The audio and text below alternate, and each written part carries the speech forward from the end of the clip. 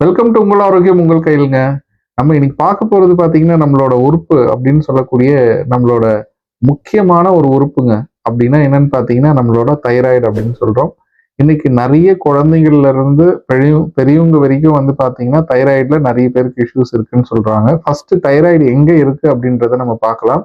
இது வந்து பார்த்தீங்கன்னா, தொண்டை பகுதிக்குள்ள தான் இருக்கும். பார்த்தீங்கன்னா, ஒரு பட்டர்ஃப்ளை ஷேப்ல தான் இருக்கும்.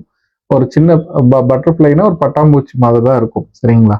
அதாவது நம்ம தொண்டை இந்த உணவு குழாய்க்குள்ள அப்படியே ஒட்டிட்டு இருக்கும். ரொம்ப கம்மியான இதுதாங்க இது. ஒரு 25 கிராம் தான் இருக்கும். ஆனா இதோட வேலைகள் வந்து பார்த்தீங்கன்னா, நெறைய வேலைகள் வந்து செய்யும்.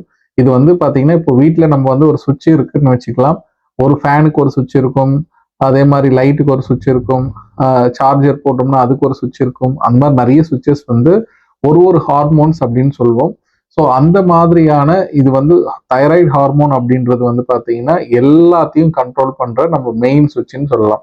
இப்போ ஒரு மெயின் சுவிட்ச வந்து நம்ம ஆஃப் பண்ணோம் அப்படின்னா, எல்லாமே ஆஃப் ஆகுது பார்த்தீங்களா? அந்த மாதிரியான ஒரு சுவிட்ச் அப்படின்னு சொல்றது தான் தைராய்டு அப்படின்னு சொல்றோம். ஸோ இது வந்து இதுல ஒண்ணுத்துல பிரச்சனையாச்சுன்னா, உங்களுக்கு எல்லா சிஸ்டமுமே பாதிக்கப்படும். சரிங்களா?